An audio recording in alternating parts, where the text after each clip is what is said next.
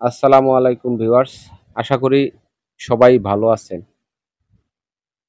আপনাদের দোয়ায় আমিও ভালো আছি। তো আজকে আপনাদের মাঝে আমি একটা ভিডিও শেয়ার করব। তো যেই জায়গাটায় ভিডিও করলাম এই জায়গাটা হইলো নেত্রকোনা জেলার কমলাকান্দা উপজেলার লেঙ্গুরা ইউনিয়নে। ও হ্যাঁ, আরেকটা পরিচয়, আমি যেহেতু একজন চালক, তো এই জায়গায় আমার কোনো উদ্দেশ্য নিয়ে ভিডিও করার আসার কোনো প্রয়োজন নাই। আমি যেহেতু চালক, আমি সারা বাংলাদেশের যেকোনো জেলায় যাই আমি। তো আজকে এখানে আসলাম, তাই একটা ভিডিও করার চেষ্টা করলাম। কি বলবো, দেখেন, এই ইন্ডিয়ার সাথে যখন আমরা আসি তখন মাথাটা আমার এমনিতেই গরম হইয়া যায়। আমি যে কোনো বর্ডার এলাকায় যাই মাথা তখনই গরম হয়ে যায়। দেখেন, মাথা গরম আমি আর কেমনে করব? তার চাইতে বেশি মাথা গরম এখন আমাদের এই ইন্ডিয়ার দাদাদের। কারণ তাদের মন মানসিকতা বর্তমানে ভালো না। আমাদের দেশে আমরা এসে কথা বলবো, আমরা এসে ভিডিও করব, তা দেখলেও তাদের গা জ্বলে। এই কারণে আমার মাথা গরম করতে পারি না, তাদের মাথা গরম হইয়া কেন কোন সময় ঠুস কইরা মাইরা দেয়। যাই হোক, আমাদের নিয়ম মাইনা আমরা আমাদের এলাকায় ভিডিও করি, আমাদের এলাকায় ঘুরি। এই দেখেন, এখানে ইন্ডিয়ান চকলেট, ইন্ডিয়ান সাবান, ইন্ডিয়ান শ্যাম্পু এগুলো বিক্রি করে। জানি না এখানে স্থানীয় লোকজনরা এগুলা কিভাবে ম্যানেজ করে ইন্ডিয়া থেকে মাল আনে।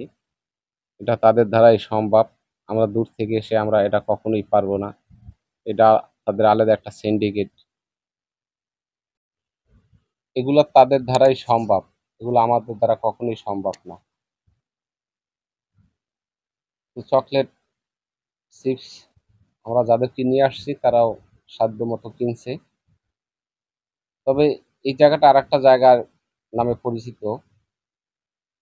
এখানে 1971 সালে আমাদের যুদ্ধের সময় 7 জন লোক এখানেই শহীদ হয়েছে। তাদের এই 7 জনের সমাধিস্থল এইটা।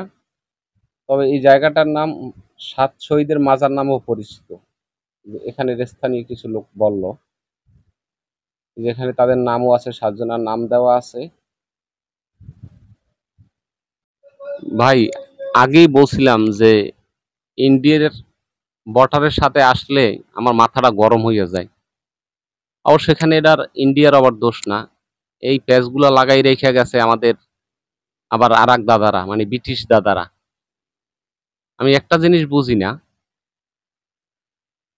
উভয়ের পক্ষে যদি কোনো সময় জমি জমা ভাগ হয় তাহলে সেই জমিটাও সোজাসুজি ভাগ হবে, তা না।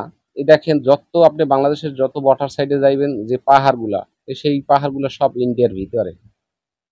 এটা সব আমাদের ব্রিটিশ দাদারা এই প্যাচগুলা লাগাই রেখে গেছে। এই ব্রিটিশ দাদারা আমাদের বাপ দাদার আমাদের দাদার প্রজন্মরা হয়তো বা তারা শাসন করছে, এই প্রজন্ম যদি করত, এই ব্রিটিশ দাদাদের এই প্রজন্ম একদম মনে করেন পাছা লাল করে দিত। যাই হোক, যা হয় ভালোই হয়। ওই যে সীমানা দেখতেছেন, এটা সম্পূর্ণ ইন্ডিয়ান দাদার। তো